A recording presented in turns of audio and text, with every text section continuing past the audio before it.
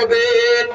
তাহলে আমরা যখন দুনিয়াতে আল্লাহ পাক আমাকে আপনাকে পাঠিয়েছেন আল্লাহর গোলামি করার জন্য, ইবাদত করার জন্য, আর দুনিয়াতে যা যতদিন আমাকে আপনাকে হায়াত দিবেন, হায়াতের পরে চলে যেতে হবে। হায়াতের পরে যখন আমি আপনি চলে যাব, কুল্লু নাফসিন যায়িকাতুল মউত যখন আমার সামনে উপস্থিত হয়ে যাবে, যদি আমার হায়াতের মধ্যে যদি কোনো আমল না থাকে, কোনো যদি আমার নেকি না থাকে, আমি এই অবস্থায় বেঈমান হয়ে কবরে যেতে হবে। যদি বেঈমান হয়ে যদি কবরে চলে যাই, যদি কবরে যদি আমি বেঈমান হয়ে যদি চলে যাই, ওই কবর ডানে মাটি বামে মাটি নিচে মাটি উপরে মাটি, থাকবে না লাইট ফর, থাকবে না, থাকবে না বন্ধু, থাকবে না মা, থাকবে না বাবা, থাকবে না বন্ধু বান্ধব উস্তাদ, এই কবরের মধ্যে কেউ থাকবে না ভাই। কবরের মধ্যে থাকবেন আপনি। এই কবরের জন্য আপনার আমার সামান, যে হুকুম আল্লাহ বলেছেন, নামাজের কথা বলেছেন, ইবাদতের কথা বলেছেন, কোরআন তেলাওয়াতের কথা বলেছেন, জিকিরের কথা বলেছেন, ভালো কাজের কথা বলেছেন, হজ যাকাতের কথা বলেছেন, যত প্রকার ভালো কাজের কথা বলেছেন আমার আল্লাহ, আমরা যদি এগুলা যদি পালন করতে পারি, আমরা যদি এইগুলা আমল করতে পারি, আমার আর আপনার হায়াত দামি হয়ে যাবে। যদি আমার আপনার হায়াত যদি দামি করতে চাই, ওই আল্লাহর হুকুম মানতে হবে, রসুলের তরিকায় চলতে হবে। যদি আল্লাহর হুকুম রসুলের তরিকায় যদি চলতে পারেছি, আমল করতে পারেছি, তাহলে আমার জন্য ওই মৃত্যু উপহার স্বরূপ হয়ে যাবে।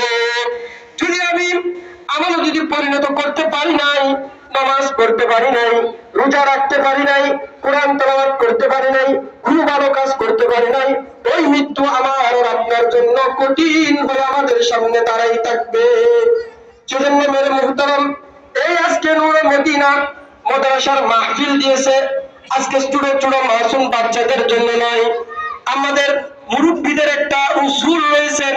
প্রত্যেকটা মাদ্রাসার মধ্যে আমাদের বাচ্চাগুলো আমাদের কোরআন হাদিস মাসালা ইত্যাদি গুলো সবকিছু পড়ানো হয়, ছোট ছোট মাসুম বাচ্চারা গুলো শিখে। কিন্তু আমি তো ব্যবসার জন্য পারতেছি না, সংসারের জন্য কোরআন শিখতে পারতেছি না, নামাজ পড়তে পারতেছি না, আমার চাকরির জন্য আমি পারতেছি না। মুরিব্বিরা সবাই মিলে নূরে মদিনা মাদ্রাসার প্রতিষ্ঠাতা পরিচালক সহ সবাই মিলে পরামর্শ করলো, আমাদের আশেপাশে যে এলাকাবাসীরা রয়েছে, মুরিব্বিরা রয়েছে, যুবক ভাইরা রয়েছে, পর্দার আড়ালের মা বোনরা রয়েছে, তাদেরকে কিছু দিন শিকারের জন্য এক বছর যদি একটা দিন যদি আমরা যদি একটা সময় যদি তাদের জন্য যদি ব্যয় করি, এটার উসিলে তারা দামি হবে, তারা আমল মানা হবে, তারা হায়াতকে দামি বানাবে, তারা মতকে সহজ বানাবে। এই উদ্দেশ্য করে আজকের মাহফিলের আয়োজন করা হয়েছে। তো যাদের জন্য আজকে যাদের জন্য তাদের মৃত্যুকে কঠিন না হওয়ার, সহজ হওয়ার জন্য উলামায়ে কেরামরা আজকে মাহফিলের আয়োজন করেছেন, তাদের সবক বন্ধ রেখেছেন। উস্তাদ উলামায়ে কেরাম নবীর ওয়ারিস তাদের আপনাদের দ্বারে দ্বারে বারে বারে গিয়ে এই মাহফিলের জন্য দাওয়াত দিয়েছেন। তাদের জন্য আপনাদেরকে শুধু দ্বীনমুখী করার জন্য, আপনাদেরকে নামাজি বানার জন্য, আপনাদেরকে আল্লাহওয়ালা বানার জন্য, আপনাদেরকে জাহান্নাম থেকে মুক্ত করার জন্য এই নূরে মদিনা মাদ্রাসার শিক্ষক এবং ছাত্ররা সবাই মিলে পরামর্শ করে আজকের মাহফিলের আয়োজন করেছে। তাহলে এই মাহফিলের হক আদায় কবে? যতক্ষণ পর্যন্ত এলাকাবাসী এসে মাহফিলে বসে মাহফিলের ওয়াজ না শুনে, মাহফিলের ওয়াজ আমল না করলে শুকরিয়া আদায় কখনো হবে না।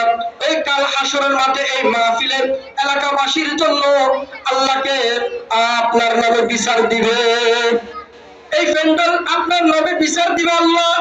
নূরে মদিনার আশেপাশে যারা এলাকাবাসী ছিল, কেউ আসে না, আমাদেরকে আয়োজন করেছে, কোরআনের মাহফিল তৈরি করেছেন, উলামায়ে কেরামরা বয়ান করে করে চলে গেল, কেউ ছিল না মাহফিলে কথা শোনার মতন মানুষ ছিল না। আল্লাহকে বলবো, আল্লাহ তাদের জন্য মাহফিল দিয়েছে, যাদের জন্য মাহফিল দিয়েছে তারা আসে না, আল্লাহ আমরা আপনাকে সুপারিশ করতেছি, তাদেরকে জাহান্নামে দেন। তবে কাল হাসরের মাঠে আপনাদের নামে বিচার দিবে, এই বিচার থেকে কেউ বাঁচতে পারবেন না। শুধু মানুষে বিচার দিবে নয়, শুধু ফেরেশতা বিচার দিবে নাই, আমার আল্লাহ কোরআনে